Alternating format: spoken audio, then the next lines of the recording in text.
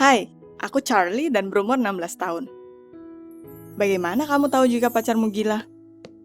Seseorang berkata bahwa semuanya jelas dengan psycho, dan kamu hanya harus melihat lebih jelas pada seseorang. Seseorang percaya bahwa mereka bersembunyi dan mereka benar-benar tidak bisa dibedakan dari orang normal. Aku pikir aku akan langsung mengenali seorang pria gila. Itu tidak berfungsi seperti itu. Tonton video ini sampai akhir dan temukan ide gila apa yang pacarku miliki di ranjang. Aku mulai mengencani Eugene. Eugene adalah temanku. Kita mulai bergaul di klub film sekolah, bergaul bersama, dan lalu kita menyadari bahwa kita menyukai satu sama lain. Hubungan ini adalah yang pertama untuknya dan untukku. Jadi kita tidak langsung menyadari bahwa kita jatuh cinta. Dan ketika kita sadar, kita tidak tahu apa yang seharusnya dilakukan. Itu seperti di TK. Aku menyukaimu. Aku juga menyukaimu. Ayo pacaran. Seperti itu. Eugene masih memperlakukanku tidak seperti seorang pacar, tapi seperti seorang teman yang juga bisa dicium. Tapi oke, aku tidak keberatan. Mungkin dia akan terbiasa seiring jalannya waktu. Jadi suatu kali dia mengajakku keluar. Ke McDonald's. Ya, kita berdua tidak memiliki banyak uang jajan, dan itu masih lebih baik dibanding terjebak di sekolah. Dan kita pergi ke McDonald's, dan itu menyenangkan. Dan aku masih bersenandung seperti seekor burung. Dan Eugene sedikit resah. Mungkin dia terlalu malu. Aku menyadarinya, tapi memutuskan untuk tidak berlebihan. Ya, pria ini malu, apa yang bisa kulakukan? Apa kamu akan menolak laki-laki yang tidak bisa bersikap romantis? Aku pikir aku tidak begitu tertarik dengan romansa. Tapi ada batasnya. Aku lelah menunggunya untuk membuat langkah pertama. Dan aku memberi petunjuk bahwa aku kehilangan romansa di hubungan kami. Dan aku ingin sesuatu yang tak biasa, atau hubungannya mungkin berakhir. Eugene tidak bodoh, dan keesokan harinya dia mengundangku ke rumahnya. Eugene menyiapkan sebuah makan malam indah, memberiku bunga, dan membuatku menonton sebuah drama lucu dan mellow. Ya, kita seharusnya menonton drama lucu dan mellow. Tapi link ke filmnya rusak dan sebuah film yang sangat berbeda terbuka di website lain dengan nama yang sama. Pedang berdarah tentang pembunuhan. Aku ingin berhenti menontonnya. Tapi Eugene seketika tertarik dengan film barunya. Matanya bersinar dan dia menjadi banyak bicara dan ceria. Oke, aku pikir, dan tidak berhenti menonton. Lagi pula, rencana makan malam, bunga, film telah terpenuhi, dan itu tidak penting apa yang ada di layar. Itu penting bahwa Eugene bertingkah seperti pria saat kencan. Kita belum pernah sampai sejauh ini. Tapi keanehannya tidak berhenti sampai situ. Aku pergi menemuinya suatu hari, dan Eugene senang, dan dia membuatkan kopi untuk kami, dan lalu dia pergi ke ruangan lain. Aku menunggunya, dan karena kebosanan, aku mulai melihat ke sekitar ruangan. Dan aku melihat box dalam dan besar, ditandai untuk ranjang. Aku bingung dan mulai meyakinkan diriku bahwa itu pasti spray ranjang. Eugene adalah seorang anak sekolahan, dia tidak mungkin memiliki sesuatu yang intim di dalamnya. Aku menahannya untuk waktu lama, lalu tidak bisa menolak untuk melihat ke dalam. Dan aku melihat kepala di sana.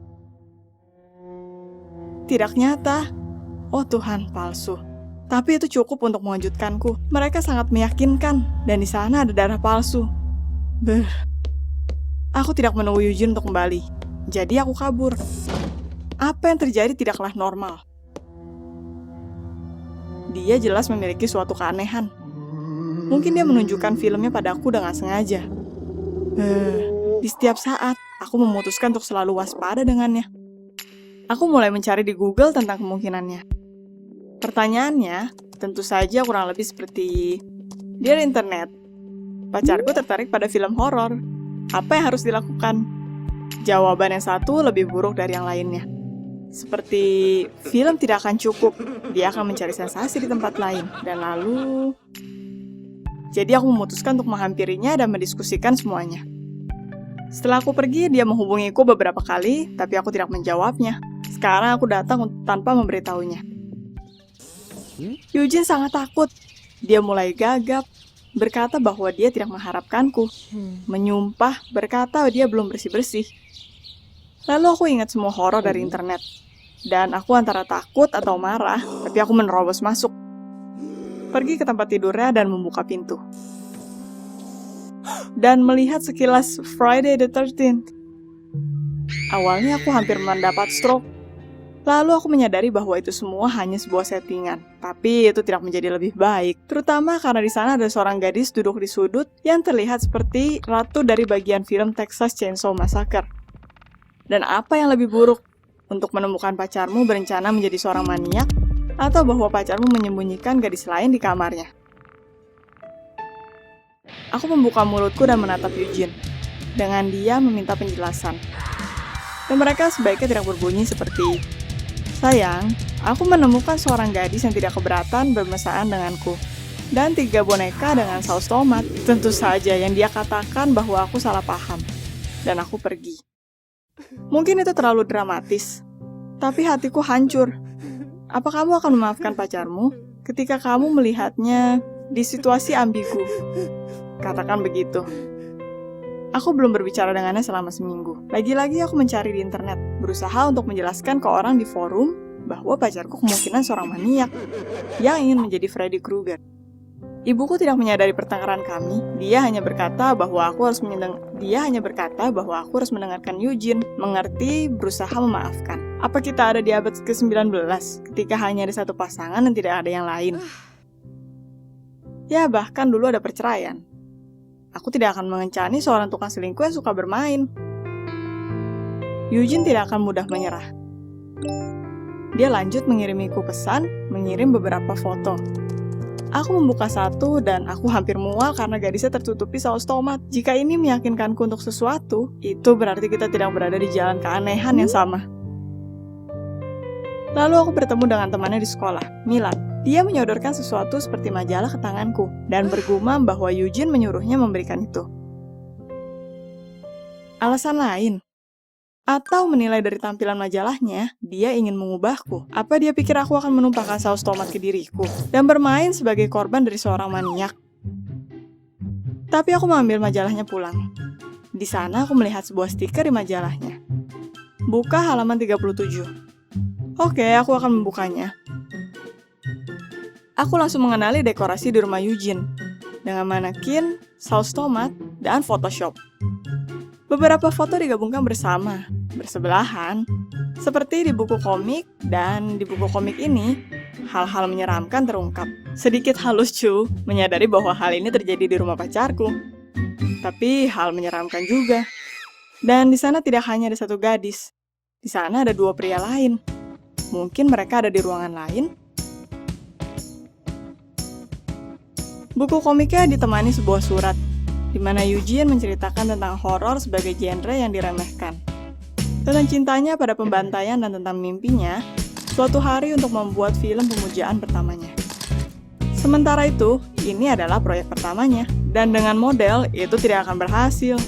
Tidak dengan manekin yang menatap mereka. Di sana ada liontin, yang ingin kutanyakan pada ibuku. Menempel di suratnya. Oh, Eugene, kamu gila. Eugene menulis bahwa dia membeli liontin dari biaya buku komik. Dan sekarang dia ingin menabung untuk sebuah kencan, bukan di McDonald's, tapi setidaknya di kedai kopi. Oke, mungkin aku mengacaukannya sedikit. Atau banyak. Aku pikir aku ada di film horor, tapi aku bertingkah seperti seorang karakter di sebuah drama bodoh. Aku marah entah dari mana asalnya, mencurigai seorang pria berselingkuh, tidak menjawab teleponnya. Semuanya harus diperbaiki. Dan aku tahu bagaimana. Aku menghampirinya dengan bunga dan berkata bahwa aku sangat senang. Tapi aku setuju untuk pergi ke McDonald's dan menonton film bodoh di rumah. Karena romansa ada di kepala kita, bukan di restoran mewah. Dan aku membuatnya kesal tanpa alasan. Dan aku meminta maaf. Itu saja. Dan sebagai gantinya, aku setuju untuk menonton sebuah pembantaian untuk setiap drama yang dia tonton denganku. Kita berdua akan menderita, tapi tidak akan ada yang tersinggung. Komik Eugene berikutnya lebih liar dari yang pertama. Dan yang ketiga membuat bulu kuduku berdiri. Itu membutuhkan beberapa bulan dan solusin komik untukku. Untuk setuju berpartisipasi di dalamnya. Dan juga untuk meyakinkanku bahwa tidak akan ada model yang menuntut pacarku. Itu hanya untuk kepentingan syuting. Satu aturan, tidak ada manekin saat kencan. Itu terlalu banyak untukku. Dan apa kamu mencurigai orang yang akan sesuatu yang buruk tanpa alasan? Atau mungkin kamu dicurigai tanpa alasan? Beritahukan kami di komentar. Dan jangan lupa untuk subscribe channel kami.